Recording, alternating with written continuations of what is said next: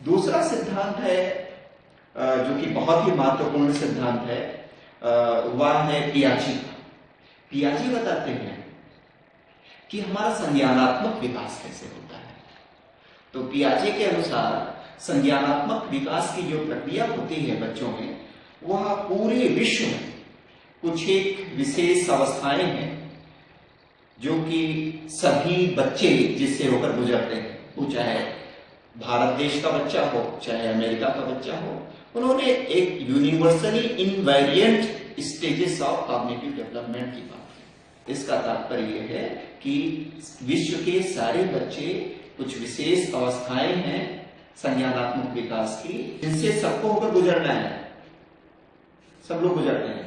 हाँ, ये हो सकता है कि किसी का डेवलपमेंट कोई एक स्टेज में ज्यादा समय तक रहे या दूसरा कम समय तक रहे, ये संभव है अलग अलग संस्कृतियों में, अलग अलग संदर्भों में। तो उसमें मुख्य रूप से 4 स्टेजेस की बात वो करते हैं। प्रथमतया है sensory motor stage. Sensory motor stage का तात्पर्य है कि बच्चा कुछ हाथ पैर से कुछ करता है, किसी चीज को छूता है, किसी चीज को देखता है, सुनता है, तो इन सारी क्रियाओं से वह कुछ अनुभव लेता है और वह अपने अनुभव से सीखता है, एक्सप्लोर करता है दुनिया को कि क्या हो रहा है, कैसे हो रहा है। एक बड़ी महत्वपूर्ण उसमें जो प्रक्रिया है वह उसको हम बोलते हैं ऑब्जेक्ट परमानेंस की। ऑब्जेक्ट परमानेंस का मतलब वस्तु का स्थायित्व कितना है ना, वस्तु स्थायी कितनी है। क्या वस्तु अगर सामने दिखती है तभी वस्तु है, या कि अगर सामने नहीं दिखती तो वस्तु गायब हो जाती है क्या।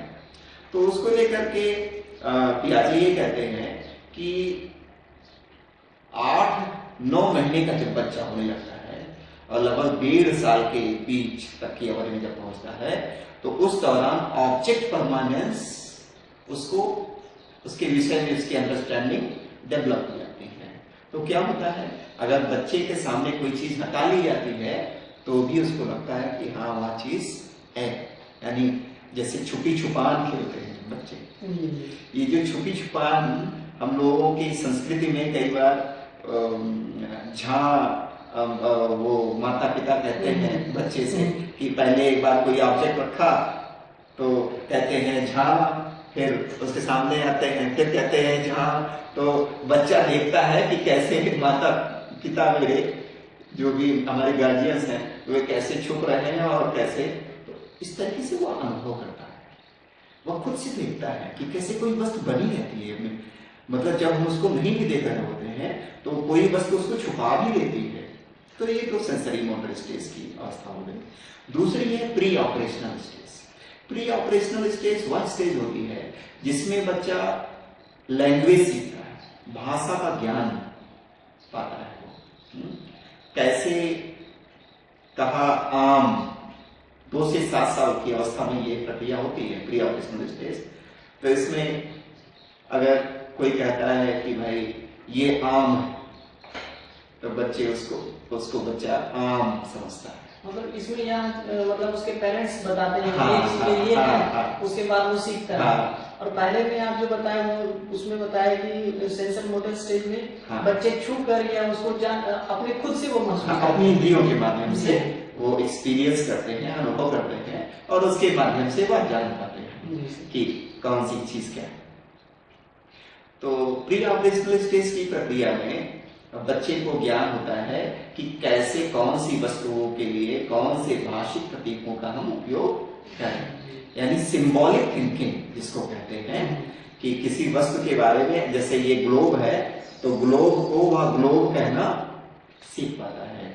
ये फूल है, एक गमला है, तो इसको वो सीख पाता है कि इसको गमला कहना है ना।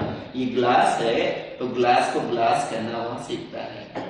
अमुक व्यक्ति मामा लगते हैं, अमुक व्यक्ति दादा लगते हैं, अमुक व्यक्ति बाबा लगते हैं, अमुक व्यक्ति चाचा हैं, ये उसको समझना है।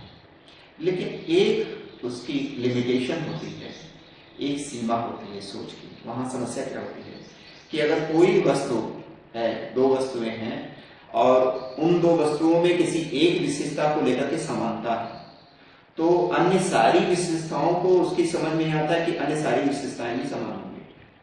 यानी कि जैसे उदाहरण के लिए लें, 2 से 7 साल के बच्चे प्रायः आप देखें होता क्या है, अगर उनको बताया जाता है कि ये पापा हैं शुरुआती अवस्था में, ये मम्मी है ना, तो अगर वो कोई भी महिला की फोटो देखता है तो मम्मी मम्मी, पापा पापा, या कहेगा पापा जैसे, या कहेगा मम्मी जैसे, है ना। तो ये जो है इस अवस्था में इस तरीके से विकास होता है। दूसरी अवस्था है कंक्रीट ऑपरेशनल स्टेज की। कंक्रीट ऑपरेशनल स्टेज वह स्टेज है जो कि 7 से लेकर के 12 वर्ष की अवस्था तक बच्चों में पाई जाती है। इस दौरान होता यह है कि बच्चा उन्हीं वस्तुओं के बारे में कुछ सोच पाता है जो उसके जो कंक्रीट होती हैं, जिनका मूल स्वरूप होता है। वो अमूर्त चीजों के विषय में नहीं सोच पाता है। उस दौरान अगर उससे पूछें कि भगवान कौन है, तो उसको भगवान एक राजा जैसा महसूस होता है, या उसको चंदा मामा, है ना, सूरज दादा, या ऐसे ही उसको मूर्खता का अनुभव होता है। जैसे कि मैं आपको अपना अनुभव बताऊं, जब मैं 7 से 12 साल की अवस्था में था, तो आज मुझे याद आता है कि उस समय हमारे गांव में एक सज्जन की डेथ हो गई, मृत्यु हो गई। तो उनके विषय में मैंने यह सोचा कि यानी कि वे अब यहाँ से शिफ्ट कर रहे हैं किसी दूसरी दुनिया में, और किसी दूसरी दुनिया में वो जा रहे हैं। तो कंक्रीट तरीके से ही सोच पाना मेरा हो रहा था। मुझे नहीं लगा, समझ में आ रहा था कि ये मर गए, मुझे लगा था किसी और दुनिया में जा रहे हैं। मतलब कह सकते हैं अमूर्त वस्तुओं के बारे में सोच पाना कंक्रीट ऑपरेशनल स्टेज, जिसको जो कि 7 से 12 वर्ष तक की अवस्था में होता है, उस समय कंक्रीट ऑपरेशनल स्टेज की का ड्यूरेशन होता है, अवधि होती है। तो उस दौरान बच्चा उन्हीं वस्तुओं के बारे में सोच पाता है जो कि वस्तु मूर्त है। भावनाओं के बारे में उसको सोच पाना। आप अगर नैतिकता की उसको ऐसे प्रत्यय बताएं जो कि बड़े अमूर्त हैं, है ना, उनके बारे में वो समझ नहीं पाएगा। फिर इसके बाद में अगली अवस्था आती है जिसको हम बोलते हैं formal operational stage. Operational stage, formal operational stage, यह 12 वर्ष के बाद की अवस्था होती है। अब किसी में किसी संस्कृति में या किसी व्यक्ति में इस अवस्था तक आने पर ज्यादा समय लगता है या किसी में कम समय लगता है, ये अलग अलग अंतर हो सकता है व्यक्तियों के बीच में, संस्कृतियों के बीच में अंतर संभव। फॉर्मल ऑपरेशनल स्टेज में क्या होता है कि बच्चा उन चीजों के विषय में सोच पाता है, बालक, जो कि अमूर्त है, जो कि दिखाई नहीं देती है। हाइपोथेटिकल थिंकिंग कर पाता है। जैसे बच्चे को अगर 1, 2, 3 जुड़वाना है, तो 12 साल के पहले क्या है, उसको आप 2 वस्तुएं दें, कोई भी 2 वस्तुएं दें कि भाई, तो वो उंगली पर गिनता है, 1, 2 हो गया बेटा, फिर कहते हैं 1, 2, अब सभी उंगलियों को गिनो, तो 1, 2, 3, 4, ये 12 साल की अवस्था के पहले होगा। उसके बाद में क्या होगा, उसके बाद में 2 से कहता है बेटा 2 और 2 क्या होता है, तो अंदर ही वो काउंटिंग करने की प्रक्रिया उसकी शुरू हो जाती है। हाइपोथेटिकल थिंकिंग शुरू हो जाती है, अब्स्ट्रैक्ट थिंकिंग शुरू हो जाती है, अमूर्त वस्तुओं के विषय में सोचना शुरू हो जाता है।